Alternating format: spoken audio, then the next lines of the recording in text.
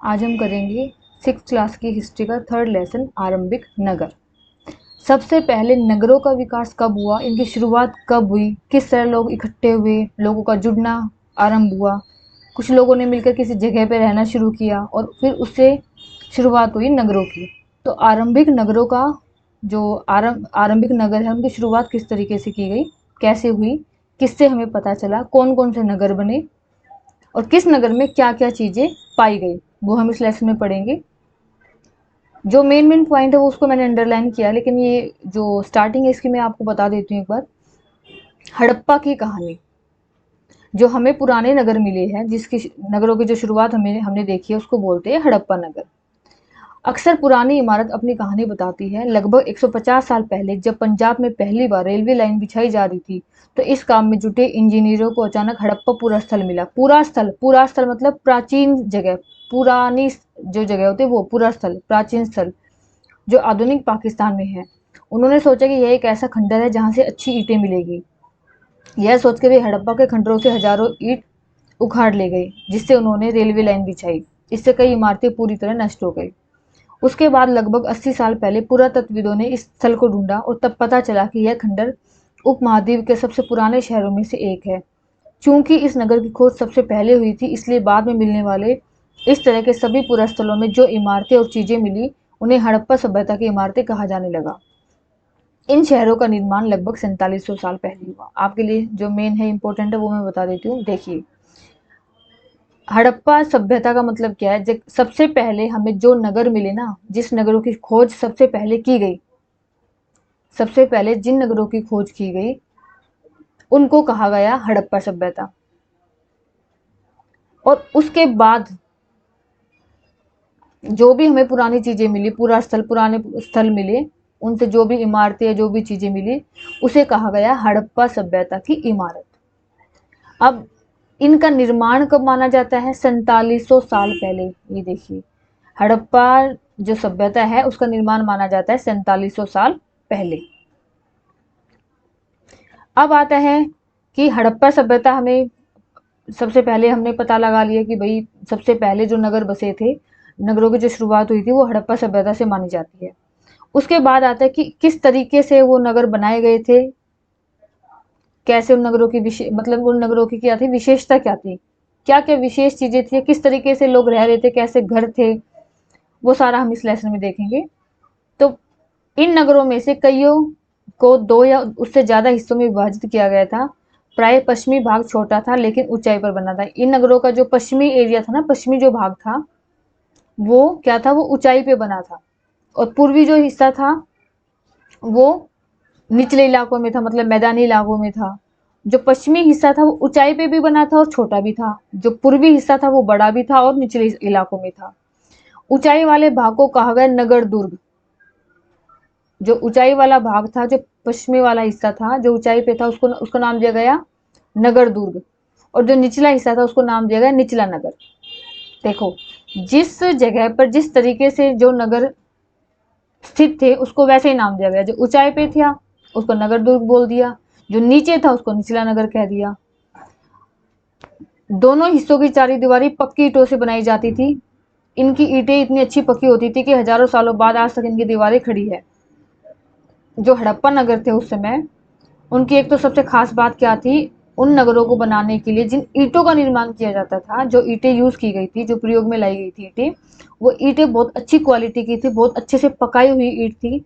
यही कारण है कि इतने साल पहले, 2700 साल, सोचिए 2700 साल कम नहीं होते, इतने साल पहले ये नगर बने थे और आज भी ये इमारत ऐसे कैसे खड़ी हुई है। तो उसका मेन कारण क्या है कि वहां की जो ईंटें थी वो अच्छी क्वालिटी की थी। अब वहां कौन कौन सी जगह में मिली है, देखिए, मोहनजोदड़ो, ये भी एक हड़प्पा का ही एक नगर है। हड़प्पा सभ्यता का नगर बोलेंगे इसको। मैंने स्टार्टिंग में आपको बताया था, हड़प्पा सभ्यता की खोज हुई, उसके बाद जितने भी नगर हमें मिले उनको नाम दिया गया हड़प्पा सभ्यता के नगर। तो जो मोहनजोदड़ो थी उसमें क्या था, उसमें क्या पाया गया, एक तो महान स्नानागार। स्नानागार होता है जैसे बाथरूम, नहाने की जगह, काफी विशाल था। और इसको बनाने में किसका यूज किया गया था, वहां पे ईंट और प्लास्टर का। साथ में पानी का रिसाव रोकने के लिए प्लास्टर के जो ऊपर है उसके ऊपर चारकोल की परत चढ़ाई गई थी, जिससे कि पानी का जो रिसाव है, पानी रिसे ना, पानी का रिसाव रोकने के लिए जो प्लास्टर है उसके ऊपर चारकोल की परत चढ़ाई गई थी। तो दोबारा बता देती हूँ, देखिए जो हड़प्पा सभ्यता के हमें नगर मिले हैं उनकी क्या विशेषताएं थी। सबसे पहला तो जो कई नगरों को कई भागों में बांटा गया था। जो पश्चिमी भाग था वो छोटा था और ऊंचाई पे था, तो इसको नाम दिया गया नगर दुर्ग। जो पूर्वी साइड में हिस्सा था वो नीचे की साइड था, तो उसको नाम दिया गया निचला दुर्ग।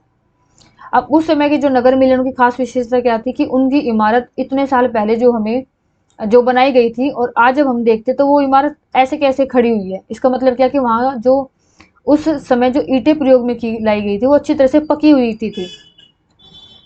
यही कारण है कि आज तक वो ऐसे कैसे दीवार खड़ी हुई है।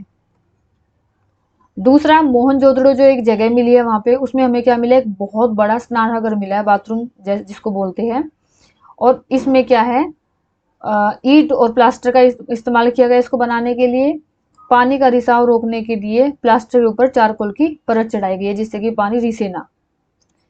अब और जगह कौन कौन सी है, कालीबंगा और लोथल मिला है। कालीबंगा राजस्थान में, लोथल गुजरात में है, जो आज का नाम लिया जाता है जिस राज्य का। कालीबंगा जो था वो पहले कालीबंगा था, आज के टाइम में वो राजस्थान में, लोथल गुजरात में है। तो कालीबंगा और जो लोथल है वहां से हमें क्या मिला है, देखिए मोहनजोदड़ो से हमें मिला है विशाल स्नानागार, कालीबंगा और लोथल से मिला है अग्निकुंड। जैसे जो यज्ञ नहीं करते, अग्निकुंड जिसको बोलते हैं, जहां पे यज्ञ किया जाता है, तो अंदाजा लगाया जाता है कि वहां शायद यज्ञ किया जाता होगा। अग्निकुंड मिले इसका मतलब यज्ञ किया जाता होगा। हड़प्पा, मोहनजोदड़ो और लोथल जैसे कुछ नगरों में बड़े बड़े भंडार गृह भी मिले। भंडार गृह मतलब जहां पर अनाजों को इकट्ठा किया जाता है, इकट्ठा रखा जाता है बड़े बर्तनों में या बड़ी किसी उसमें। तो मोहनजोदड़ो में हमें मिला है विशाल स्नानागार, कालीबंगा और लोथल में हमें क्या मिला है, अग्निकुंड मिले हैं जहाँ पे यज्ञ किए जाते थे। हड़प्पा, मोहनजोदड़ो और लोथल, यहाँ से हमें क्या मिले, भंडार गृह भी मिले जहाँ पे अनाजों को भर के रखा जाता था। ये फोटो देखिए, अभी जो मैंने बताया ना मोहनजोदड़ो में जो मिला विशाल स्नानागार, ये देखिए बिल्कुल ये इतना बड़ा स्नानागार है, तालाब की तरह बिल्कुल, और इसके चारों तरफ पक्की ईंटों से ये बनाया गया है। और इस पे प्लास्टर के ऊपर जो है, जिससे पानी, ये देखिए ये जो ये यहाँ पे सुराख है, यहाँ से पानी रिसे ना, इसके लिए जो प्लास्टर उसके ऊपर चारकोल की परत चढ़ाई गई है। फिर आता है कि भवन, वहां के रहने के घर कैसे थे, नाले कैसे थे और सड़कें कैसी थी। इन नगरों के घर आमतौर पर एक एक तो घर कैसे होते थे, या तो एक मंजिल या दो मंजिल। घर का जो आंगन था उसके चारों ओर कमरे बनाए जाते थे। अधिकांश घरों में एक स्नान घर होता था और कुछ घरों में कुएं भी होते थे, स्नान घर भी होता था। और घर कैसे होते थे, एक या दो मंजिल के। घर का जो आंगन होता था उसके चारों तरफ कमरे बनाए जाते थे। कई नगरों में ढके हुए नाले भी मिले हैं, इन्हें सावधानी से सीधी लाइन में बनाया जाता था। हर नाली में हल्की ढलान होती थी ताकि पानी आसानी से बह सके। अक्सर घरों की नालियों को सड़कों की नालियों से जोड़ दिया जाता था, जिससे कि जो घर की नालियों का पानी है वो सीधा कहाँ जाके मिले, सड़कों की नालियों के पानी में।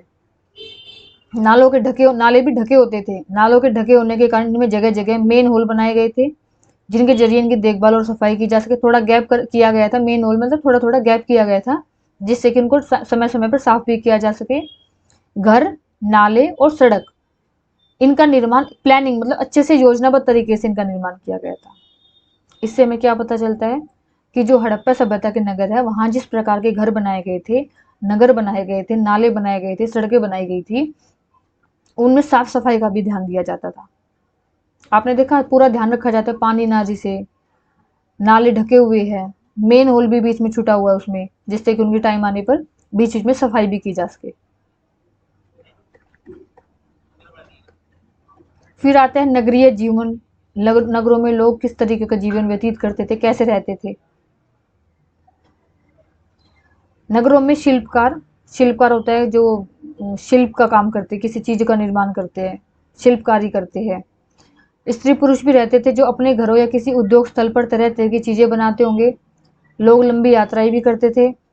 लोग क्या करते थे, ऐसा नहीं है कि लोग अपने घरों में ही रहते हैं, एक जगह से दूसरी जगह भी जाते थे, लंबी यात्राएं भी करते थे, और वहां से जो उपयोगी चीजें होती है उनके यूज करने वाली, उन चीजों को लेके आते थे। कुछ दूसरे देशों में या दूसरी जगह पे चले गए, वहां के किस्से, वहां की कहानियां बोल सुनाते थे आके। मिट्टी से बने खिलौने मिले, इसका मतलब वहां पे बच्चे जिन खिलौनों से खेलते होंगे वो कैसे खिलौने थे, मिट्टी के खिलौने होते थे। ठीक है। उसके बाद ये देखिए, ये मोहर मिली है इस तरीके की, ये जो आपको फोटो दिख रही है ना, ये हड़प्पा सभ्यता के जो नगर है उनमें मिलने वाली चीजें हैं। ये देखिए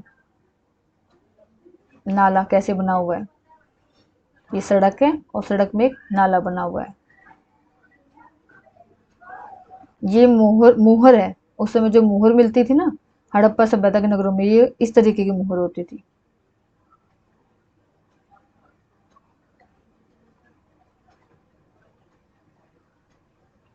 ये मोहर है और ये खिलौने हैं, मिट्टी के खिलौने हैं। ये खिलौने हैं, ये मोहर है, मिट्टी के खिलौने। उस समय बच्चे मिट्टी के खिलौने से खेलते होंगे। उसके बाद आता है नगर और नए शिल्प। हड़प्पा के नगरों से प्राप्त हुई क्या क्या चीजें प्राप्त हुई है? पत्थर मिला है, शंख मिले हैं, तांबा, कांसा, सोना और चांदी जैसी धातुओं से बनाई गई थी। तांबे और कांसे से, तांबे से और कांसे से क्या बनाया जाता था? औजार, हथियार, गहने, जो गहने होते थे वो बनाए जाते थे, और बर्तन। तांबे से, कांसे से औजार, हथियार, गहने और बर्तन। सोने और चांदी से क्या बनता था? सोने और चांदी से गहने बनते थे और बर्तन भी बनाए जाते थे। तो गहने और बर्तन तांबे और कांसे से भी बनाए जाते थे। ये देखिए तांबा और कांसा इसमें भी आया है, तो इसका मतलब क्या हुआ कि गहने और बर्तन जो थे वो तांबे और कांसे से भी बनाए जाते थे और सोने और चांदी से भी। इसके अलावा क्या मिली है? मनके, बाट, फलक, ये फोटो देखिए, ये ज्वेलरी, ये सारी चीजें उस समय जो हमें प्राप्त हुई है वो है। पत्थर किससे बनती थी? पत्थर नहीं, मोहर किससे बनती थी? पत्थर की भी बनती थी। और मोहरों पे किन के चित्र? जानवरों के चित्र भी होते थे। हड़प्पा सभ्यता के लोग काले रंग से डिजाइन किए हुए खूबसूरत लाल मिट्टी के बर्तन, लाल मिट्टी के बर्तन भी मिलते थे जो काले रंग से डिजाइन किए होते थे। उसके अलावा और क्या देखा हमने वहां पे? 7,000 साल पहले, मेहरगढ़ एक जगह का नाम है, मेहरगढ़। कितने साल पहले? 7,000 साल पहले वहां पे कपास की खेती होती थी, कपास जिससे कपड़ा बनता है। मोहनजोदड़ो से कपड़े के टुकड़ों के अवशेष, चांदी के एक फूलदान के ढक्कन तथा कुछ अन्य तांबे की वस्तुओं से चिपके हुए मिले। मोहनजोदड़ो से हमें क्या मिला है? कपड़े के टुकड़े का अवशेष मिले हैं, तो हमने क्या अंदाजा लगाया इसका मतलब वहां पे कपास भी उगाते होंगे लोग, तभी तो कपड़ा बना। चांदी के एक फूलदान के ढक्कन, चांदी का एक फूलदान का ढक्कन मिला है, और कुछ अन्य तांबे की वस्तुओं से चिपके हुए मिले हैं। पकी मिट्टी और फेन से बनी तकलियां सूत कताई का संकेत देती है। जो पकी मिट्टी मिली है हमें और फेन से बनी हुई तकलियां मिली है, उससे क्या मिलता है कि वहां पे सूत कताई का काम भी होता था। ये देखिए, और हमें क्या क्या मिला है?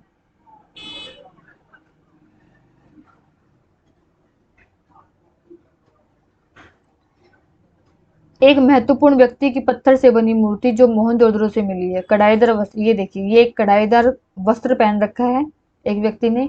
ये मूर्ति भी मिली है जो क्या दर्शाती है कि उस समय जो वस्त्र है, जो कपड़े हैं, वो भी उस समय लोगों के उसमें आ गए थे, मतलब लोग कपास उगाते थे तभी तो उन्होंने वस्त्रों का निर्माण किया होगा। तो कपड़ों का साक्ष्य भी मिला है। साक्ष्य मतलब होता है प्रूफ, मिलना। फेयंस क्या होता है? देखिए, पत्थर और शंख, प्राकृतिक जो पत्थर होते हैं और जो शंख होते हैं उसको कोई बनाता थोड़ी है, वो हमें नेचुरल मतलब प्राकृतिक रूप से पाई जाती है वो। लेकिन फेयंस को कृत्रिम। देखिए, पत्थर और जो शंख होता है उसको हम प्राकृतिक रूप से हमें मिलता है, हम उसको बनाते नहीं है। लेकिन जो फेयंस होता है उसको हम बनाया जाता है कृत्रिम रूप से, उसको तैयार किया जाता है, खुद बनाया जाता है। अब वो कैसे बनाया जाता है? बालू या स्फटिक पत्थरों का, जो बालू होती है ना, बालू मिट्टी, या जो पत्थर होता है स्फटिक पत्थर, उसके चूर्ण को गोंद में मिलाकर उनसे वस्तुएं बनाई जाती है। उसके बाद उस पर एक चिकनी परत चढ़ाते हैं, जैसे ये फोटो दिख रहा है आपको। क्या करेंगे? बालू या फिर जो स्फटिक पत्थर होता है उसको उसको चूर्ण को गोंद में मिला देंगे, फिर उससे शेप बना देंगे जो वस्तु में बनानी है, और उसके ऊपर एक चिकनी सी परत चढ़ा देंगे। और जो चिकनी परत है उसके रंग कैसे होते थे, नीले या फिर हल्के हरे रंग के नीले या हल्के हरे रंग के होते थे। और क्या क्या बनता था फिर इसी से, किससे, फेन्स किसको बोलते हैं, फेन्स किसको बोलेंगे, बालू मिट्टी जो है, बालू और जो पत्थर है ना स्फटिक पत्थर, उसके चूर्ण को, मतलब उस पत्थर को पूरा बारीक चूर्ण बना के उसका पीस के उसको फिर उसको गोंद में मिलाते थे, फिर उससे शेप दी जाती थी जो हमें बनाना होता था। और क्या क्या बनता था इससे, मनका, चूड़ियाँ, बाले और छोटे बर्तन। और हमें क्या क्या मिला है, हड़प्पा के लोग जो है वो तांबे का आयात आयात करना होता है, मतलब हमने कहीं से कुछ सामान मंगवाया है। और निर्यात का मतलब होता है जब हम अपने यहाँ से कोई सामान बेचते हैं। तो हड़प्पा के लोग तांबे का आयात आज के राजस्थान से करते थे, मतलब हड़प्पा के लोग आज जो राजस्थान है वहां से तांबे को मंगवाते थे, आयात करते थे। और दूसरे देशों से भी मंगवाया जाता था। जैसे ओमान जो है, पश्चिमी एशियाई देश जो ओमान है, वहां से भी तांबे को मंगवाया जाता था। क्यों मंगवाया जाता था, क्योंकि कांसा बनाने के लिए तांबे के साथ मिलाई जाने वाली धातु टिन का आयात आधुनिक ईरान और अफगानिस्तान से किया जाता था। कांसा जब बनता था तो उसमें धातु तांबे के साथ टिन मिलाया जाता था। सोना कहाँ से मंगवाया जाता था, कर्नाटक से। और जो महंगा पत्थर होता था, बहुमूल्य पत्थर, वो कहाँ से मंगवाया जाता था, गुजरात, ईरान और अफगानिस्तान से। देखिए, तांबा मंगवाते थे आज जो राजस्थान है वहां से। ओमान जो है पश्चिमी एशियाई देश, वहां से भी तांबा मंगवाया जाता था। क्यों मंगाया जाता था, क्योंकि जब कांसा बनाया जाता था तो तांबे में टिन मिलाया जाता था, तब कांसा बनता था। इसके लिए हमें उसकी जरूरत पड़ती थी। सोना कहाँ से मंगवाते थे, कर्नाटक से। और जो महंगा पत्थर आता है, बहुमूल्य पत्थर, वो मंगवाते थे गुजरात, ईरान और अफगानिस्तान से।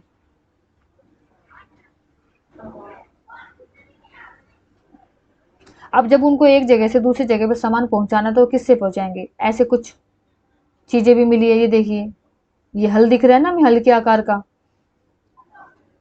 तो इससे क्या जानकारी मिली है, ये तो बच्चों का खिलौना दिखा रखा है इसमें, छोटे से बच्चे जो बच्चे होते हैं जिनसे खेलते हैं, वो हल है उसका खिलौना। इसका मतलब लोगों को उस समय हल की भी नॉलेज थी।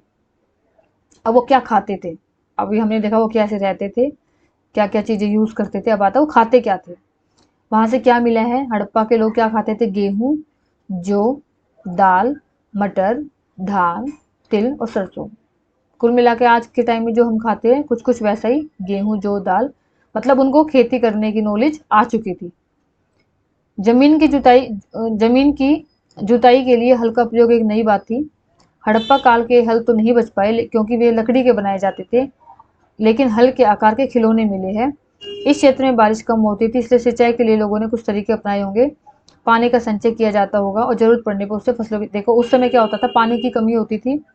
अब जब खेती करेंगे, ये फसलें जो गेहूं, जो दाल, मटर, धान, तिल और सरसों है, इन फसलों की खेती के लिए हमें पानी की जरूरत होगी। पानी वहाँ पे कम होता था, बारिश कम होती थी क्योंकि, तो लोगों ने उसका भी कुछ ना कुछ हिसाब लगा रखा था, कुछ ना कुछ जुगाड़ कर रखा था। वो क्या था, वो पानी को कहीं ना कहीं इकट्ठा करके रखते होंगे, जिससे कि जब पानी की कमी हो और खेतों में उनकी जरूरत पड़े तो वो पानी का यूज कर सके। अब वो जानवर कौन कौन से पालते थे, गाय, भैंस, भेड़, बकरी। उनके आसपास क्या होता था, तालाब होता था, चारागाह होते थे जहाँ पे जानवर चरने जाते थे। लेकिन सूखे महीनों में मवेशियों के झुंडों को चारा पानी की तलाश में जब सूखा पड़ता था तो क्या करता था, उनको चारे की तलाश में, क्योंकि जानवरों का जो भोजन है वो तो चारा ही था, उनको दूर दूर ले जाना पड़ता था। और क्या करते थे, वो जो बेर फल है उनको इकट्ठा करते थे अपने खाने के लिए, मछलियां पकड़ते थे और हिरन जैसे जानवरों का शिकार करते थे। अब गुजरात में जो जगह, गुजरात में हड़प्पा कालीन नगर का सूक्ष्म निरीक्षण।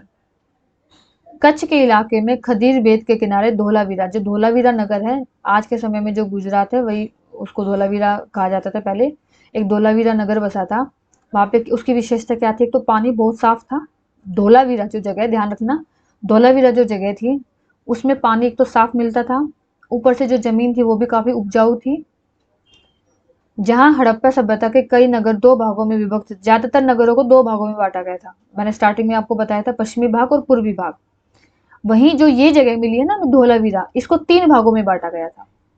और हर हिस्से की जो दीवार थी वो बहुत बड़ी बड़ी ऊंची दीवार की गई थी पत्थरों से। अंदर जाने के लिए बड़े बड़े प्रवेश द्वार थे।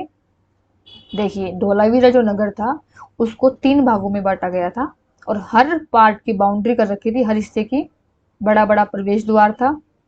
जो बाउंड्री दीवार करी थी वो किससे करी थी? पत्थर की कर रखी थी, ऊंची ऊंची दीवार बना रखी थी। इस नगर में क्या था? एक खुला मैदान भी था। खुला मैदान क्यों था? जब कोई सार्वजनिक कार्यक्रम करना होता था तो उस नगर के लोग वहां करते थे। यहाँ मिले कुछ अवशेषों में हड़प्पा लिपि के बड़े बड़े अक्षरों को पत्थरों में खुदा पाया है और लकड़ी में जड़ा गया था। यह एक अनोखा अवशेष है क्योंकि आमतौर पर हड़प्पा के लेख मुहर जैसी छोटी वस्तुओं पर पाए जाते हैं।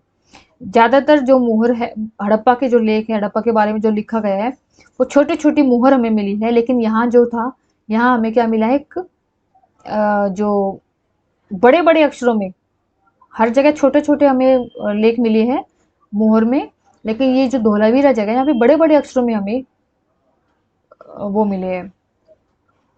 बड़े बड़े अक्षरों में जो है वो हड़प्पा सभ्यता के समय में जो लेख मिले वो हमें बड़े बड़े अक्षरों में मिले। गुजरात की खंबात की खाड़ी में मिलने वाली साबरमती की एक उपनदी के किनारे बसा लोथल नगर। एक लोथल नगर जो है वो एक ऐसा नगर है जहाँ कीमती पत्थर जो था, महंगा जो पत्थर है, और कच्चा माल हमें आसानी से मिल जाता था। यह पत्थर, शंख, धातु, जितने भी महंगे पत्थर मिले हैं, शंख मिले हैं, धातु मिले, वो लोथल से मिली है। भंडार गृह भी मिला है जहाँ पे अनाज को इकट्ठा करके रखा जाता था। और कई मोहर, मुद्रांकन और मोहरबंदी, गीली मिट्टी पर क्या होता था? गीली मिट्टी जब होती थी तो उस पर प्रेशर से, दबाव से चित्र बनाए जाते थे, छाप, वो मिला है। लोथल क्या है? यह एक बड़ा तालाब लोथल का बंदरगाह रहा होगा, जहाँ ये जो दिखा रखा है ये बड़ा सा तालाब है। तो इससे अंदाजा लगाया है कि ये जो लोथल जगह है जहाँ से बड़े कीमती पत्थर मिले हैं, शंख मिले हैं, धातु मिली है, ये वहाँ का एक तालाब रहा होगा। यहाँ पर एक इमारत मिली है जहाँ संभवतः मनके बनाने का काम होता था। पत्थर के टुकड़े, अध बने मनके बनाने के उपकरण और तैयार मनके भी यहाँ मिले हैं। ये देखिए,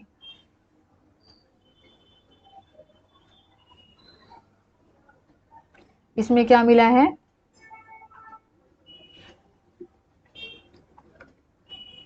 यहाँ पर एक इमारत मिली है, एक इमारत मिली है जहाँ पर अंदाजा लगाया है कि मनके बनाने का काम होता होगा। पत्थर के टुकड़े भी मिले हैं, कुछ आधे बने हुए मनके भी मिले हैं, कुछ उपकरण भी मिले हैं मनके बनाने वाले, जिससे मनके बनते थे। उसके अलावा मुद्रा, मुहर और मुद्रांकन या मुहरबंदी। मुहरा का प्रयोग सामान से भरे उन डिब्बों या थैलों को चिन्हित करने के लिए किया जाता होगा जिन्हें एक जगह से दूसरी जगह पे भेजा जाता है। किसी सामान को एक जगह से दूसरी जगह पे भेजा जाता है तो उसकी एक अलग पहचान करनी होती है ना, तो इसलिए शायद मुहरों का प्रयोग किया, स्टैम्प जैसे होती है ना, अलग अलग चीजों पर अलग अलग मुहर, इनका प्रयोग किया जाता था। थैले को बंद करने के बाद उनके मुहानों पर गीली मिट्टी पर, और थैले को कैसे बंद करते थे? थैले को बंद करने के लिए गीली जो मिट्टी है उसको उसके आगे पोत देते थे और उसके ऊपर मुंह पर मोहर लगा देते थे। इसको कहते थे मोहरबंदी। आज के समय में क्या, मशीन में हमने सामान भेजा, पैकिंग होके आ जाता है। जब ऐसी सुविधा थोड़ी थी, जब किसी सामान को पैक करना होता था तो क्या करते थे? गीली मिट्टी का यूज किया जाता था और गीली मिट्टी पर स्टैंप लगा देते थे, मोहर लगा देते थे, जिसको मोहरबंदी कहा गया है। अब आता है कि सभ्यता का अंत कब हुआ? कैसे पता चला कि ये सभ्यता अब खत्म हो गई? नगर छोड़ दिए लोगों ने धीरे धीरे। लेखन जो उस समय बहुत ज्यादा हमें देखने को मिला, मोहर जो बाट होते हैं उनका प्रयोग बंद हो गया। कच्चे माल का आयात काफी कम हो गया। जहाँ इतनी साफ सफाई थी, चौड़े चौड़े घर थे, बड़े बड़े आयताकार घर बने हुए थे, साफ सफाई का ध्यान रखा जाता था, वहां पे अब कचरे के ढेर बन गए। जल निकास की वहां पे प्रणाली थी ना कि कहीं पर भी जल का रिसाव ना हो, मेन होल बनाए गए थे, वो सब कुछ खत्म हो गया। और सड़कों पर ही क्या हुआ? झुग्गीनुमा झोपड़पट्टी बनने लगी। इससे अंदाजा लगाया गया कि अब ये सभ्यता बिल्कुल पूरी तरीके से सभ्यता का अंत हो गया है। तो ये हमने देखा हड़प्पा सभ्यता के विषय में। हड़प्पा सभ्यता क्या थी, कहाँ इसकी खोज हुई, किस तरीके के वहां नगर थे, किस नगर में क्या क्या मिला। इस लेसन को बिल्कुल अच्छे से पूरी वीडियो आप देखिए, आपको सारे क्वेश्चंस के आंसर अपने आप मिल जाएंगे। ये देखिए, पुरातत्वविदों को कैसे ज्ञात हुआ कि हड़प्पा सभ्यता के दौरान कपड़े का उपयोग होता था। कपड़ा मिला, और भी एक मूर्ति मिली जो कपड़ा पहने हुए थी। बहुत सारी चीजें ऐसी मिली जिससे हमें ज्ञात हुआ कि वहां पे कपास उगाते होंगे और कपड़ों का निर्माण किया जाता था। ये आप देखिए, आप लेसन खुद पढ़िए, आप खुद अपने आप इसके आंसर आप ढूंढ लेंगे। जैसे एक दो बता देते, जैसे सोना है कहाँ मिला था, कर्नाटक में मिला था। तांबा कहाँ मिला था, अफगानिस्तान। ये सारा। हड़प्पा के लोगों के लिए धातुएं लेखन पहिया और हल क्यों महत्वपूर्ण थे? धातुएं क्यों महत्वपूर्ण थी? लेखन, पहिया और हल। ये आप करोगे। हड़प्पा के लोगों के भोजन में गेहूं, जौ, सरसों, ये तिल, ये सब कुछ आ जाएगा। हम क्या क्या खाते हैं उनमें से वो लिखना है आपको। किसानों और पशुपालकों का जीवन क्या था, क्या क्या खेती करते थे, कौन कौन से जानवरों को पालते थे, इसमें वो आ जाएगा सारा। तो ये लेसन आपका कंप्लीट होता है। इसकी जो पीडीएफ है वो आपको डिस्क्रिप्शन बॉक्स में मिल जाएगी, वहाँ से आप डाउनलोड कर सकते हैं। चैनल को सब्सक्राइब कीजिए जिससे कि आगे जो भी मैं वीडियो अपलोड करूँ उसका नोटिफिकेशन आप तक आ जाए।